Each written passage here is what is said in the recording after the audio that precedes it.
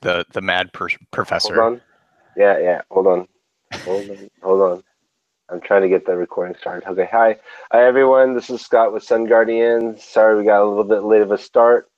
I look a little bit haggard because I fell asleep and got started late. And thanks to Matt for calling and waking my shaggy ass up. So here we are. And then I'm going to kind of let Matt take the lead or any of the leads and then just kind of roll with it from there. This is a Q&A section, so let's do Q&A. So just quickly before we go into Q&A, if you haven't paid your ICE fee yet, please pay today. I still have a couple people that are outstanding, but almost everyone has paid, so thank you. And if you're in the Bay Area, we will be having a workday tomorrow at Scott's house. We definitely need help, so if you can show up, that would be awesome. I don't know, any other general announcements, Sam or Scott? Well, I think along with that, I'm gonna try and get some food over, just some pizzas or something that we can munch on. Um, Maybe a few beers or whatever too. So whatever works. If you guys want to bring something too. Can you Cool. guys repost time? Another announcement, if you have not signed up for your volunteer shifts, this is the deadline. So please do so if you haven't already. We're going to start randomly assigning people if you haven't filled it in yourself. So Saturday is still completely empty, which is a problem. So if you haven't signed up, please consider signing up for something on the last Saturday of the week. That's it. Yeah, we we definitely have some holes in the volunteer schedule, like later in the week. I think it's like Friday onwards. So yeah, please take a look at that today. Otherwise, we'll start assigning people. And sorry, Noah, you had a question? Yeah, I was just gonna say, can you guys repost date and location for tomorrow's workday? Don't know where Scott is. Yeah, they're on the event page. Look in the event section on our group page. All the information is there. It'll give you the address, times, and everything. Let's see.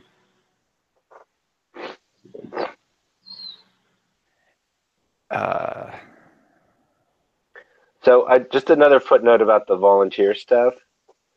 I mean, Matt, myself, and Sam met last night and talked a long time about the subject, and I think we're thrilled with the energy that's coming through on the list. And I mean, personally, my engagement with a lot of people has been really positive, and I'm completely excited with the energy that everybody's bringing to camp this year. But also don't overdo it. I know we're asking for everybody to do some kind of volunteering each day. And you're safe with choosing probably one major volunteer thing a day, because there's enough people in camp to cover it. So don't overcommit yourself. I just noticed that one or two people were like layering it on kind of thick, and we want to not drive you nuts, by doing too much too.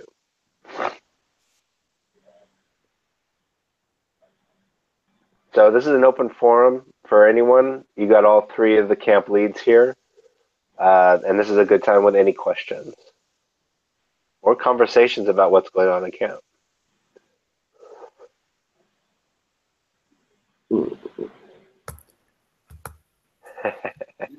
So where did we settle with this shade structure? Well, I mean, with the additional shade structure, that one's been tossed around a lot. Ultimately, we're right now not with additional shade. I think Justin, you said something about bringing additional Illuminate, and then there was some suggestion about hanging it off the back of somebody's RV. We can't count on attaching Illuminate or something to somebody's RV.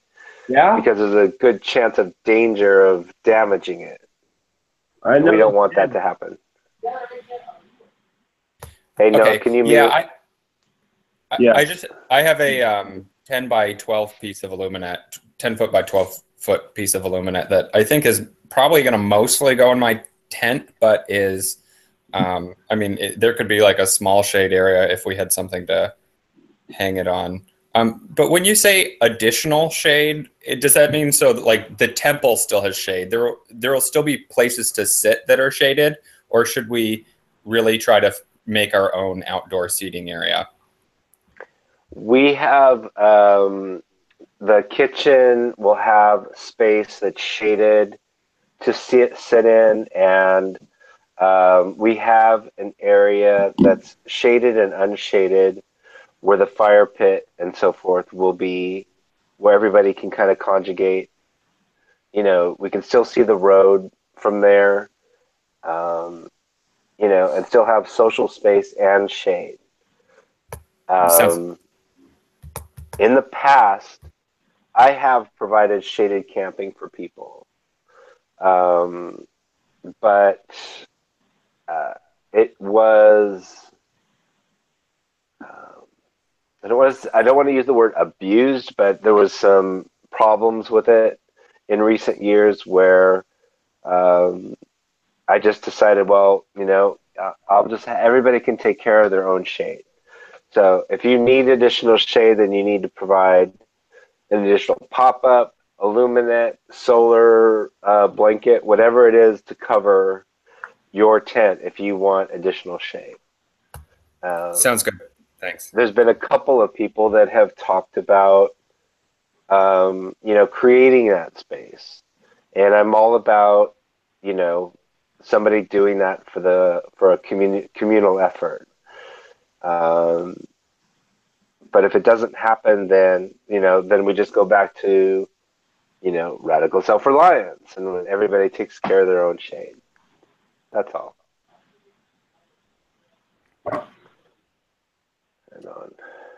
Yeah, I think there'll be enough of us with like freestanding shade structures and tarps and Illuminate that we can probably hack something on the playa. But if that's a concern of yours, I would say show up as early as you can, and then we can try to get you set up. Like I'm bringing a freestanding shade structure that helped a little bit last year because I was out in the sun in the non-shaded camping.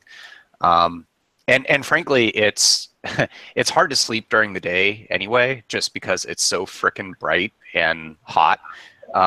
So just be aware of that. Typically, if I wanted to take a nap or something in the middle of the day, I would go to the temple and just hang out, or like find a nice shady spot at someone's camp. There are like whole camps that have like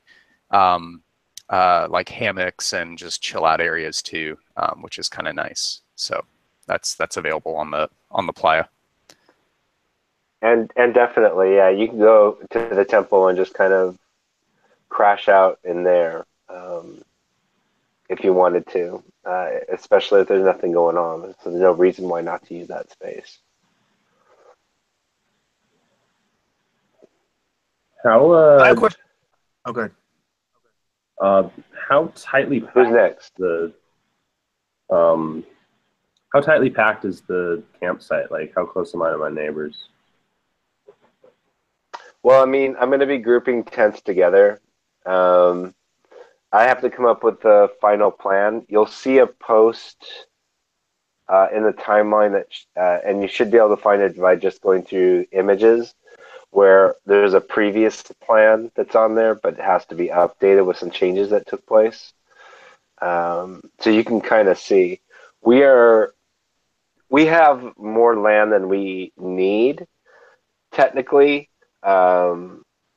if you have like a need, like last year Jose and Maurice didn't want to be clustered with all the tents, so they set up a tent over behind a car, and it just worked out because it wasn't in a fire lane or anything like that. So, excuse me. So there's options, Okay. just as long as you're not going to get run over, or there's still a path for people to get through. We can work stuff out. Okay, rad. But I would say generally, most of the tents will be grouped together, so you will have neighbors, and it's just about being a good campmate and not being loud when other people are trying to sleep. Yeah, that's an issue that came up last year. Is when we did have the shaded area, it was right next to the kitchen, and I think every year it's been kind of like that.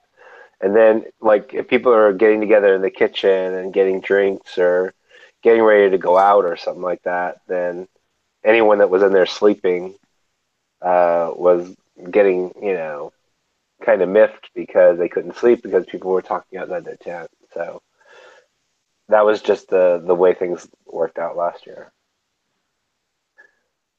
Okay. I see the old layout. Yeah, it's not going to be too far from that because you can kind of see on that layout where the fire pit is right next to the kitchen, and I'm going to try and turn that possibly a little bit more so that anybody in camp can welcome people coming into camp. Matt's art project is going to be out front. That's going to be really attractive to people. It's going to be LEDs, and it's going to be very visible.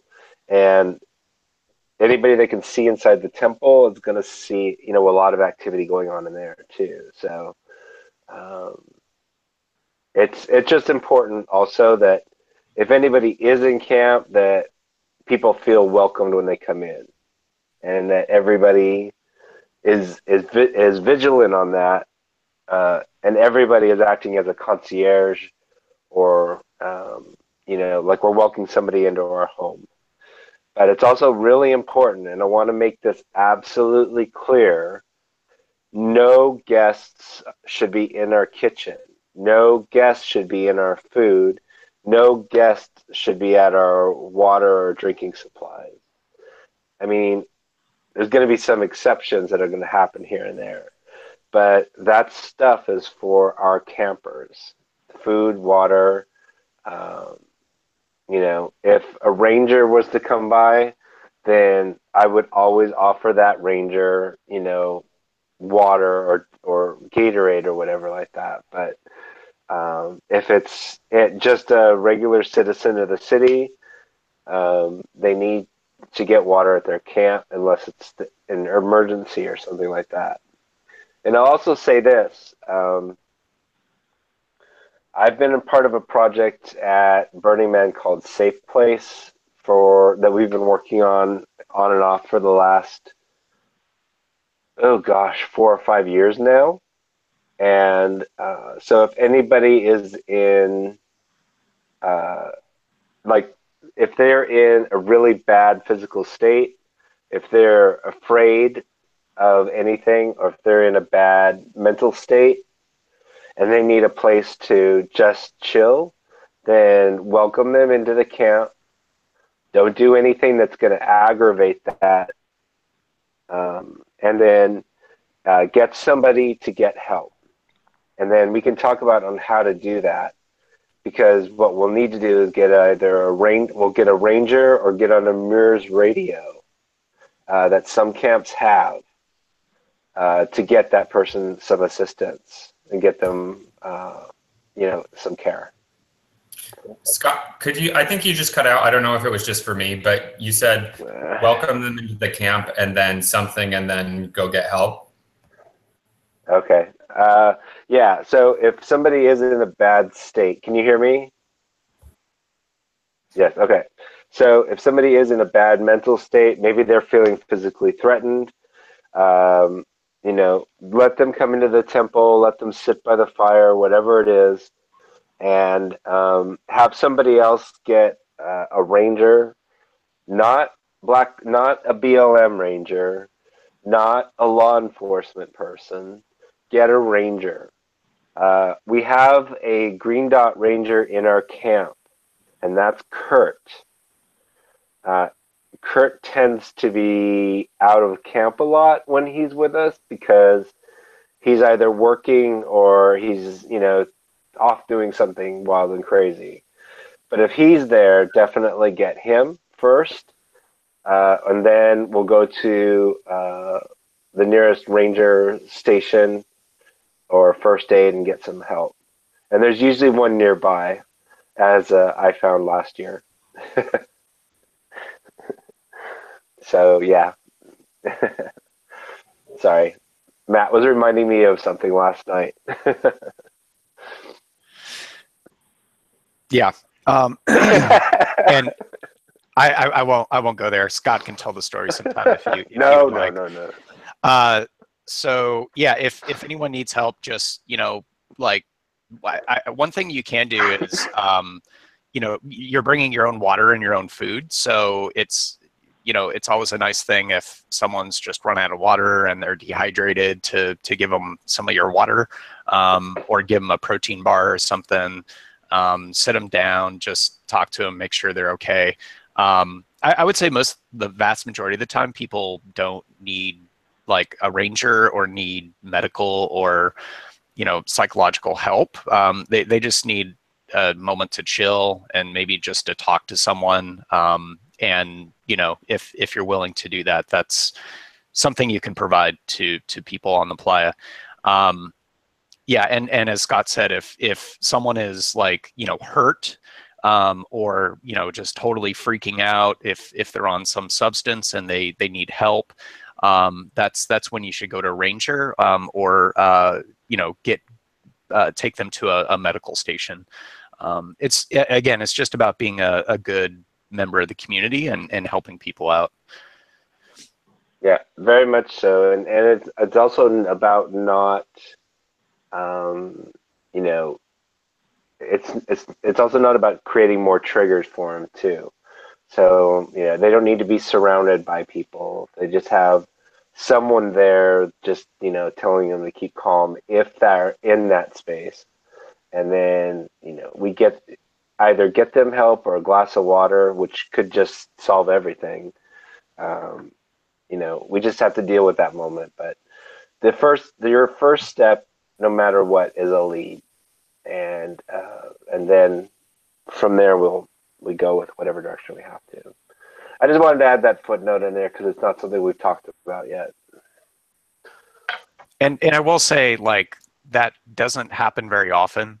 It's not something you need to worry about, you know, typically day to day. But you know, if you see someone who looks like they're having a hard time and needs help, like, I would encourage you to talk to them.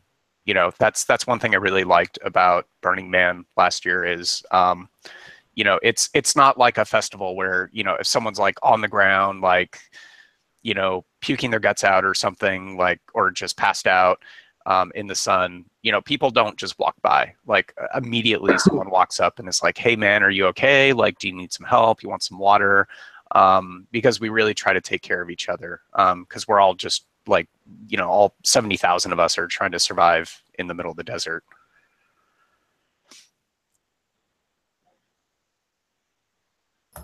Cool. If no one has any other questions, I don't want to be the only one asking questions, but I do have another. Go for it. So it sounds like with food, kind of, we're planning the meals, but we're also kind of, we should also bring our own food. And so I'm kind of just wondering, you know, how much extra food should I bring? Definitely snacks, and then maybe just planning on like a couple meals not coming through. Is that right? Or should I bring food for a whole week just in case? Yeah.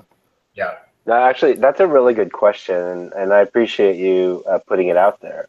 I mean, honestly, we have food for the whole week on our meal plan, and we have in the past switched people up if something came up. Like it might say, hey, Jose, can you do your meal tonight because Justin is tied up in the down low club and can't can't do his meal. You know what I mean?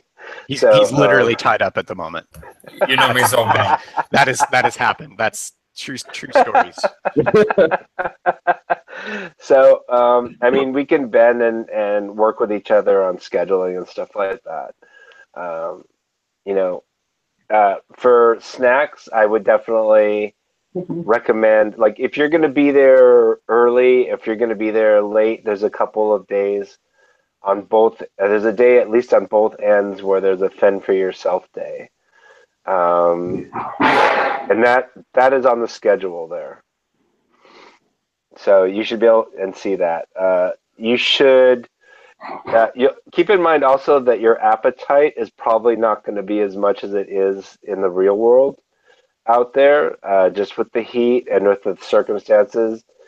People tend not to be as hungry. So, I mean, that's one of the reasons why we're 2 meals a day.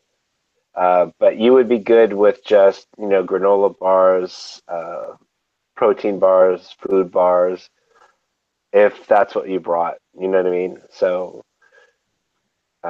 just make sure you're taking care of yourself. Sounds good. Thanks. Are Yeah, there like- any? Just quickly, I wanted to add on to that. So like what I brought last year was like protein bars and like dried fruit, nuts, things that just won't go bad, or if they're exposed to the heat, it's not gonna, completely melt into a mess. And those are nice things to have if you get hungry in the middle of the day, or you like get back too late and you don't feel like, digging some leftovers out of the leftover ice chest, and you just want like a quick snack or some food. I think that actually brings up a good point, which is it is really easy to just like not eat and not drink water because you can get kind of wrapped up in the moment, especially if you've never been to Burning Man before. So I would encourage you to like always have water on you and always be drinking water, even if you're not really thirsty, because your body probably needs it.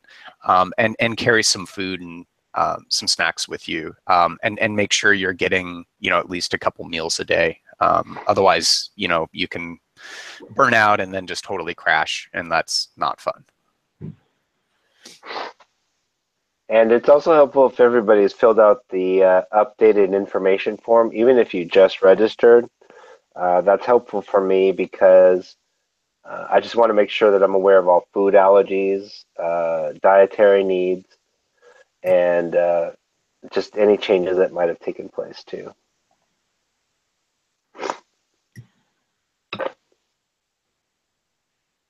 Are there any policies on like out of mealtime kitchen use? Like I might bring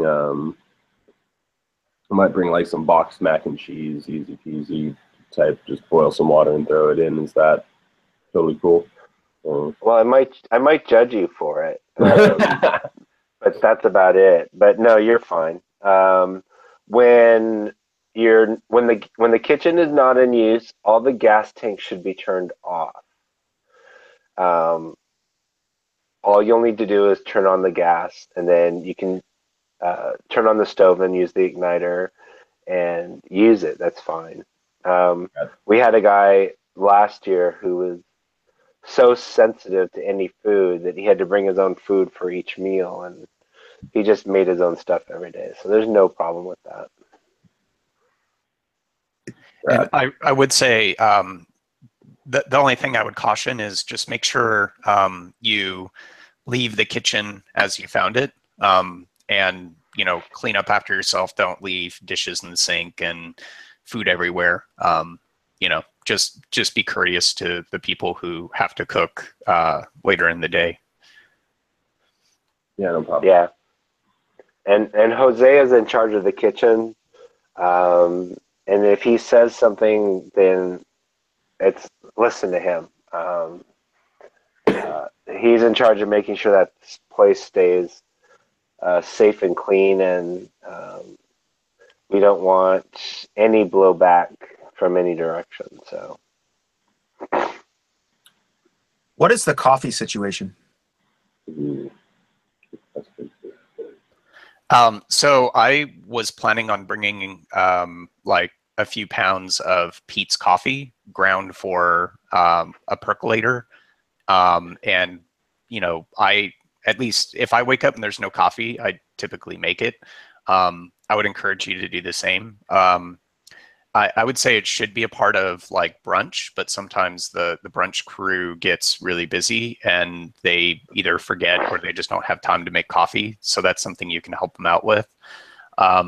If you have suggestions or you want to bring your own like, you know, fancy whatever Kona coffee, that would be awesome. And you know, if you don't like Pete's and you want me to get some other brand, like tell me now, because I'm probably going to go to Safeway here in a little bit and stock up. and the nice thing about the coffee. Go ahead, No, Scott. I'm sorry. I was just saying we've never, like 1 year, like 2 years ago, I literally brought 30 pounds of coffee to the playa, and we didn't use more than 5. And yeah, so we don't usually go through a lot of coffee. But go ahead. I'm sorry, Brian. Go ahead. No, I just wasn't sure if I like there. So there is a coffee maker of some kind. I don't need to worry about that, but I can bring some coffee to contribute. Is that what I'm hearing correctly? Yeah. Yes. Yeah, and I'm not going to buy really fancy coffee, but I am a bit of a coffee snob, so I'm not going to bring Folgers, that's for sure. It's going to be something that's decent, but I do have to buy many pounds of it, so it's not going to be like top shelf amazing stuff. So yeah, if you want to bring coffee, if you have your like own special whatever brand that you love, like by all means. And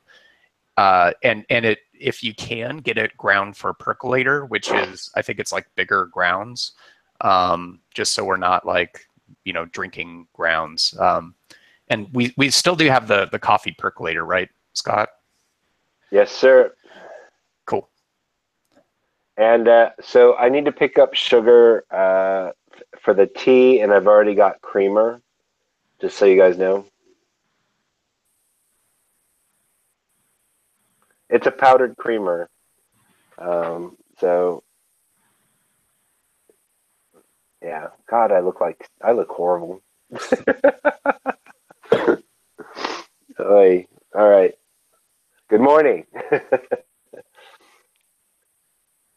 This All is right, kind of a anybody minor else? thing, but like cooking oil, I know there's cooking utensils and all that stuff. I'm just trying to figure out, like, do I bring literally everything I need for the meal, or like what can I kind of count on being in camp? I No, know. there's some stuff that I'm gonna have, like salt, pepper.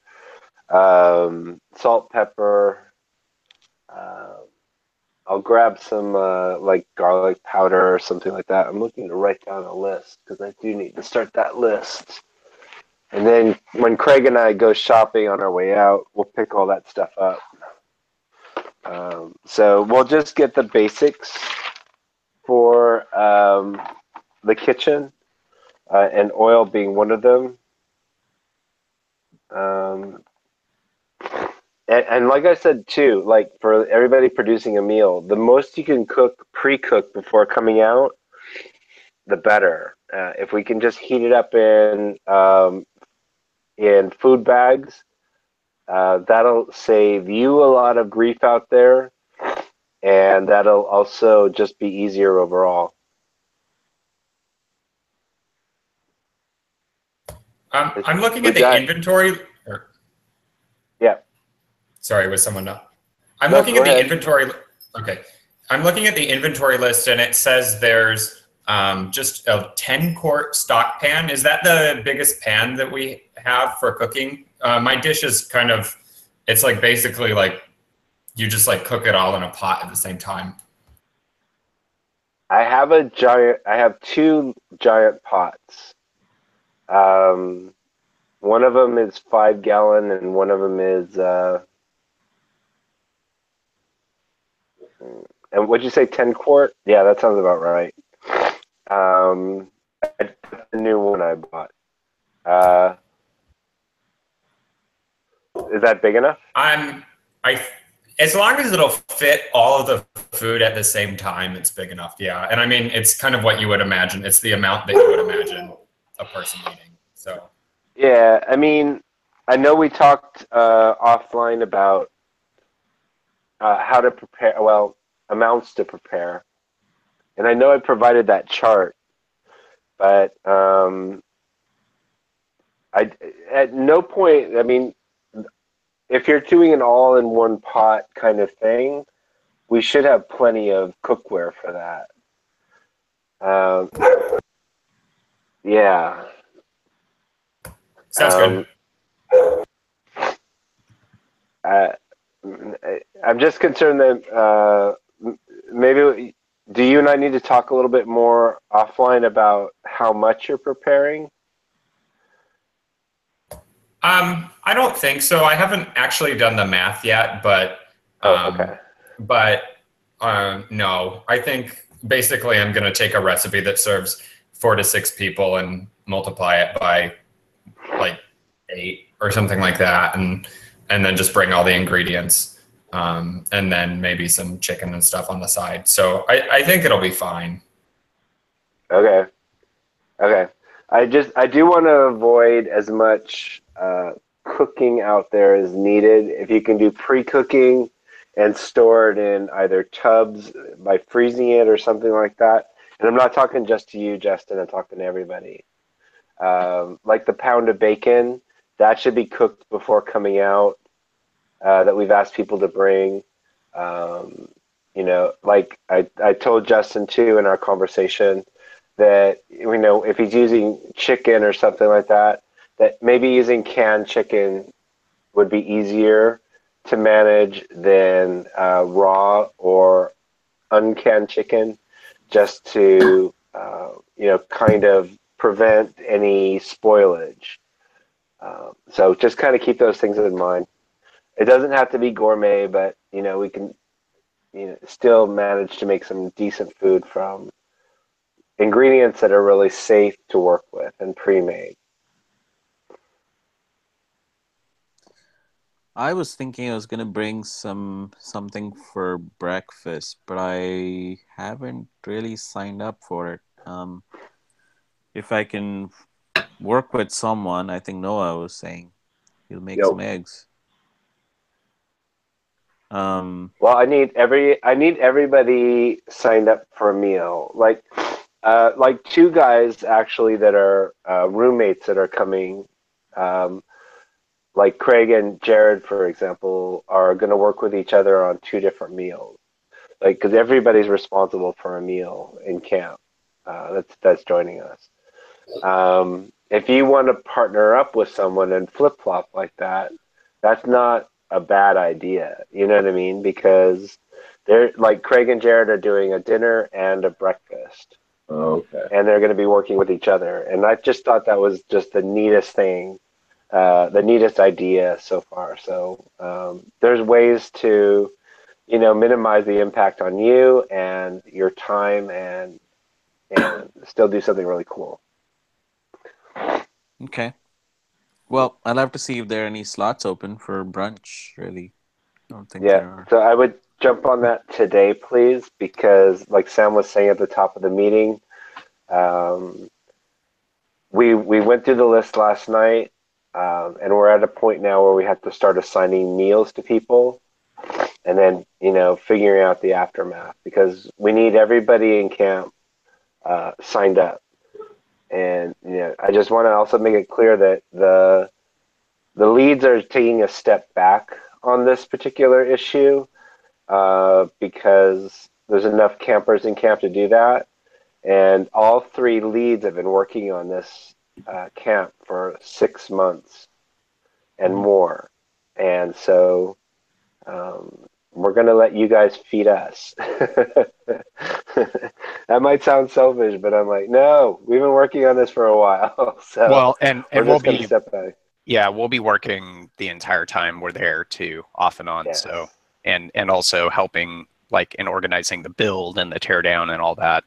And so I did look at the volunteer sign up sheet, and there are several brunch shifts open. So Are they the ones in red? yes. Okay. I went through and I marked all of the slots where we need people in red. So, you know, feel free. I would encourage you to sign up for one that doesn't have anyone, if possible, just so we have that meal covered. And then maybe you can, you know, recruit someone to help you with that meal. I was just gonna do that. Noah, how about Thursday? Thursday morning? Yes. Sure, why the hell not? All right. Okay. I love it. Love it. Love it.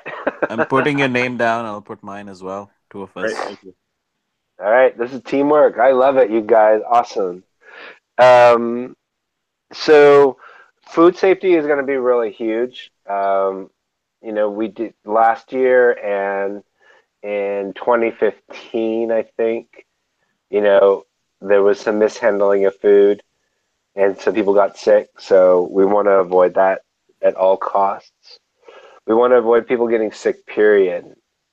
So just please be very conscious of that. Listen to Jose if he's got any input. Listen to me, please, if I say anything about it. I've worked in the food industry for a long time.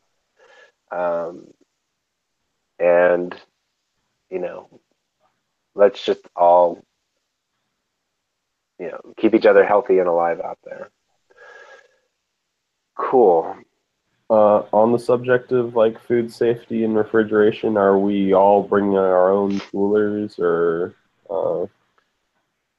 If you buddy up with someone on a cooler, that's fine. That's just one less cooler we need to deal with. Mhm. You just have to be able to transport your food out safely. You know, if you're dealing with canned meats and stuff like that, then, and you don't have perishables that you're bringing out, you know, that's a win for you. Most of us are going to have some form of perishable on us. Mhm. And the fewer coolers we have, the better, because that's the less ice that we have to bring back every day. And part of the person that part of the job of the person that does the ice run is also going to be draining coolers, adding ice to coolers, consolidating coolers. Like if there's one cooler that just has, you know, a 6-pack of Budweiser in it, there's no point in keeping that 6-pack separate. We might as well bring it over, and you know, include it in somebody else's cooler.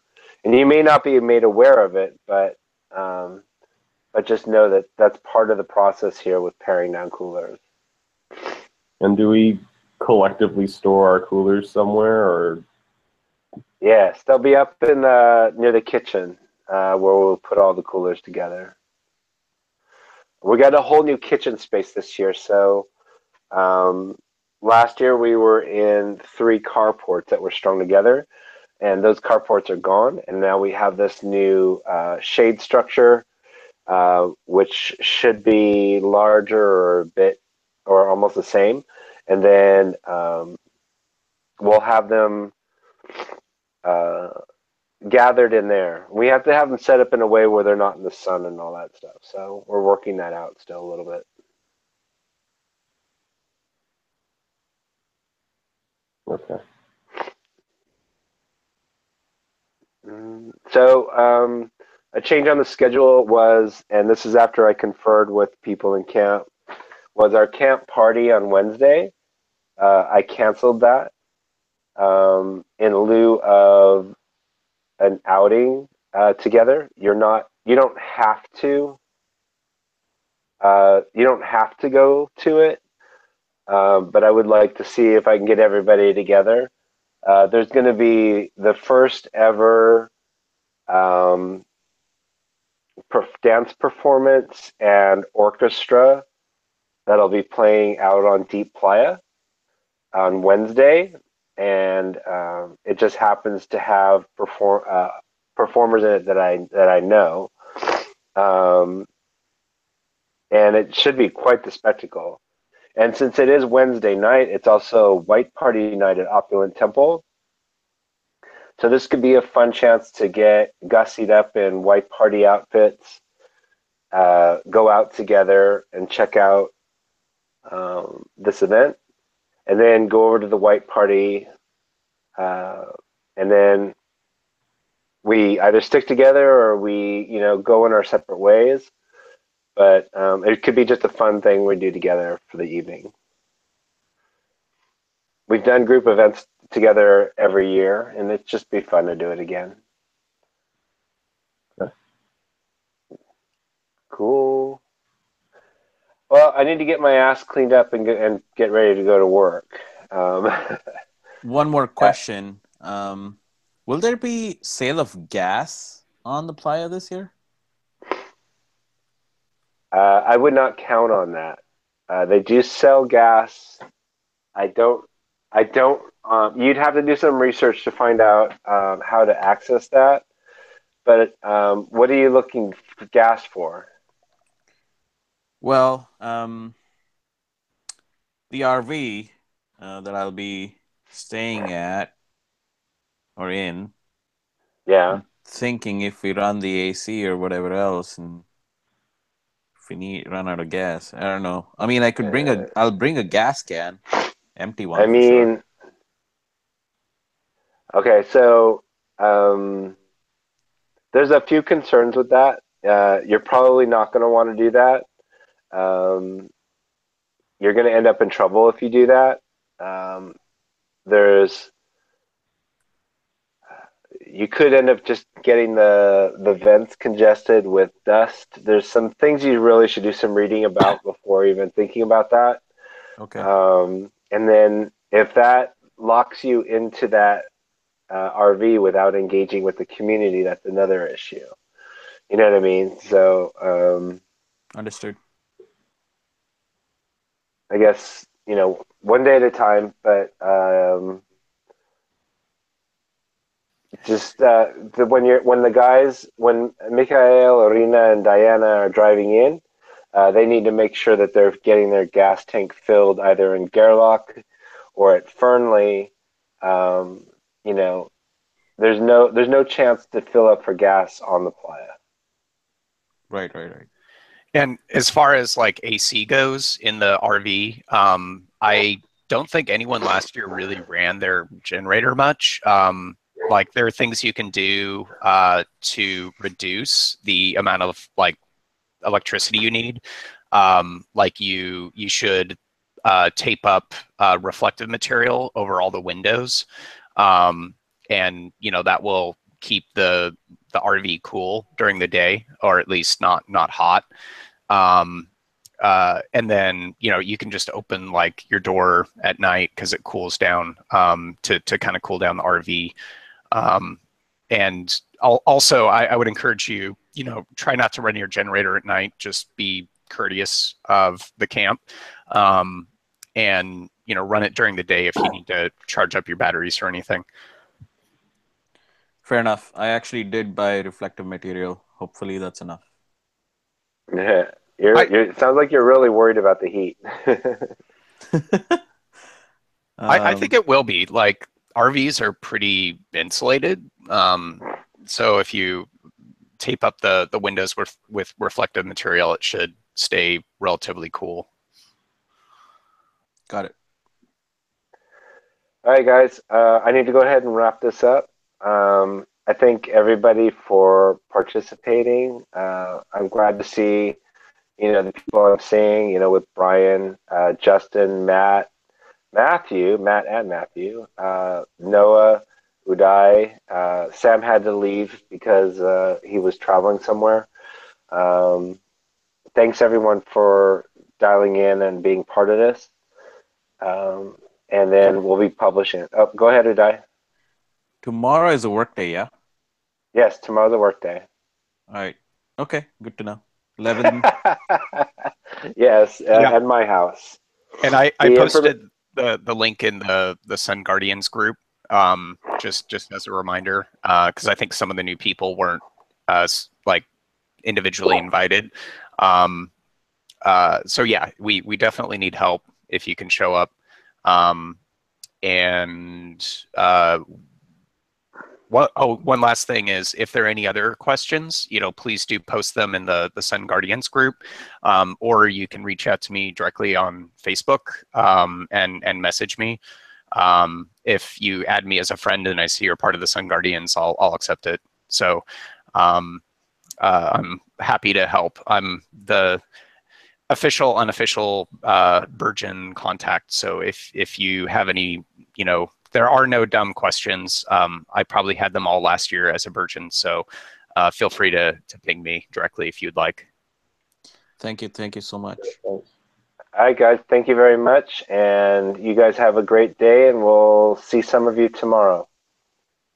See you All right, tomorrow. guys. Bye.